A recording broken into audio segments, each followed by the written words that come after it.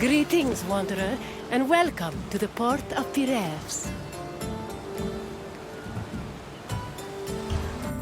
Acting as a port for Athens, Piraeus welcomed merchants, goods, and travelers from all over the world. It was a central part of Athens' economy, but it was also fortified enough to protect the city's considerable fleet. When you finish exploring the port, find me, and we will talk further.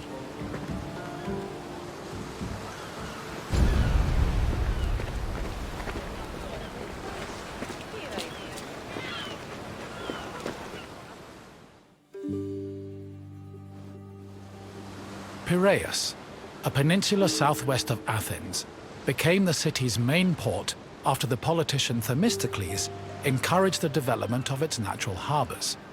These developments led to the gradual abandonment of the older harbor of Phaleron.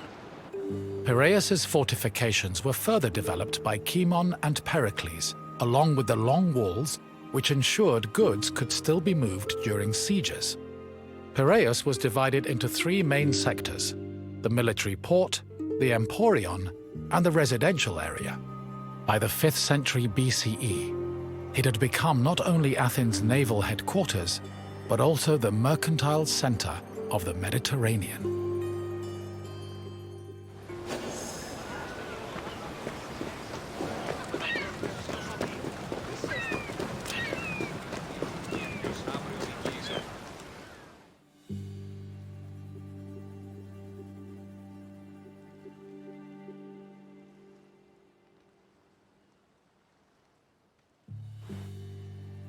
Piraeus's development during the 5th century BCE attracted a large population. Many craftsmen, merchants, bankers, sailors, and ship owners moved to the port in great numbers. The population was a mix of Greek citizens, foreign visitors, and immigrants known as metics.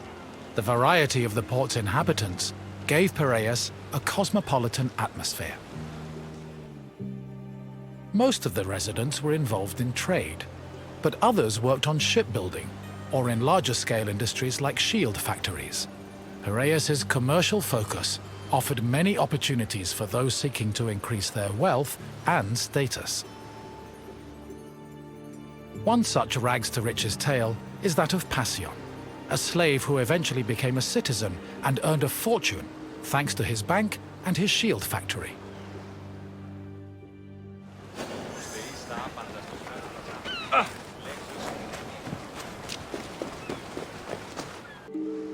Piraeus was a demi, or district, of Attica. Because of its size, function, and varied population, it had a much more complicated administrative structure than other demes. Above all, Piraeus was closely monitored and controlled by the Athenian assembly due to its importance to the city. Within the port, there were two separate categories of trade: international trade, which took place in the emporion, and retail trade, which was managed by Kapoloi in Piraeus's agora.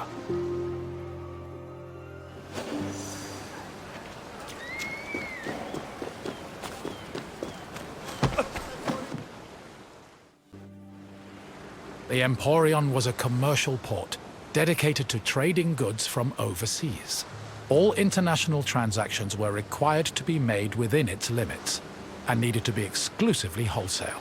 Elected magistrates managed all business and laws in the port.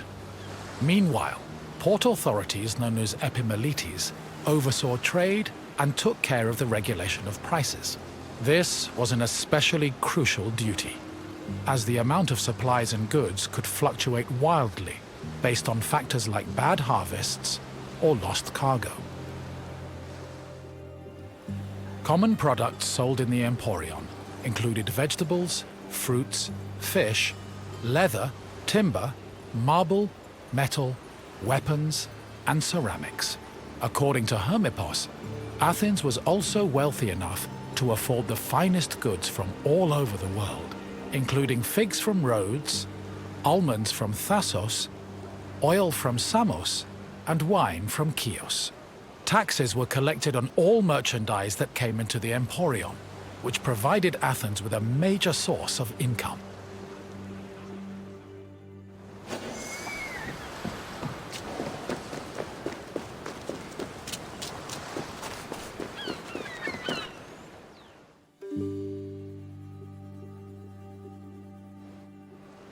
After arriving in the Emporion, merchants set up samples of their goods in a display area called the deigma. This was where citizens and foreigners gathered to officially make their deals. And almost all merchandise that came into the Emporion was traded within the area. The deigma was under constant supervision by magistrates, who negotiated price control with the importers. They would occasionally give special privileges to those who agreed to sell at lower prices. These privileges ranged from tax exemptions to specially reserved seating in the theater.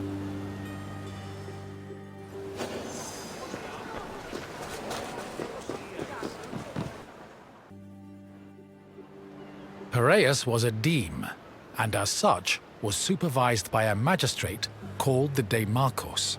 While most demarchoi were chosen locally within their deme, Piraeus was appointed directly by Athens, so the city could better monitor its commercial interests. In fact, matters regarding the Emporion, the military harbour, and the grain trade were regularly debated and decided by the Athenian assembly. Transactions within the Piraeus were supervised by metronomoi.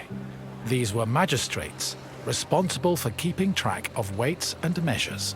They made sure merchants' measurements were always accurate to prevent bad deals and scams. Even though Piraeus would eventually develop into a city in its own right, it always remained under the control of Athens.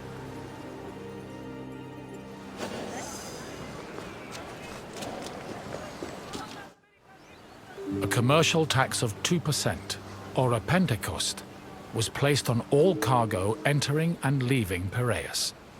The tax was collected by a group of 5 people called pentekostologoi.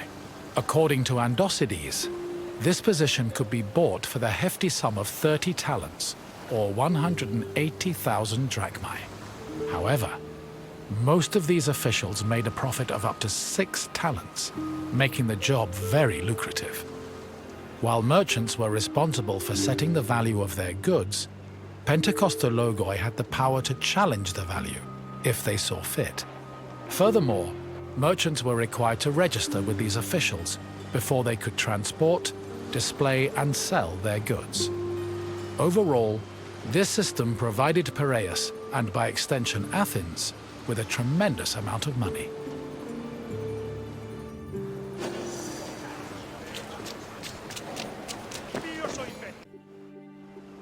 The sale of grain was overseen by special magistrates called sitophilakes. Since some Greek cities had a grain deficiency and relied heavily on imports, these officials were extremely important. Their duties encompassed all aspects of grain commerce, including price control and profit margins, to ensure Athens remained well-fed. This is no surprise. Grain was so important to Athens that 2/3 of all stocks were required to be transported and sold at the city's agora by law. According to Demosthenes, the significance of the sitophilakes was such that if they failed in their duties, they faced the death penalty.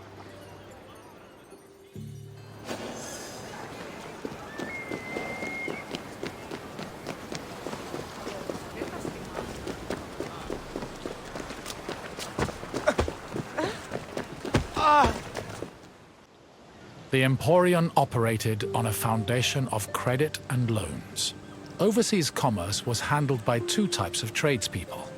Emporoi transported cargo in borrowed ships, while naukleroi were ship owners who moved goods on their own vessels.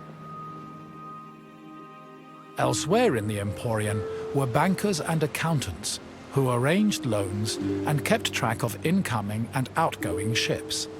Emporoi and naukleroi financed their maritime voyages with these loans, which often had a high interest rate due to the dangers of sea travel. Emporoi used the loans to pay for both the cargo and the right to a ship, while naukleroi only had to pay for their crew. Loans and interest were repaid upon a ship's return to port. However, in the event of a catastrophe such as a shipwreck, the merchant and ship owner were released from their obligations, and the losses were transferred to the lender. ποιος ο υπέτειος?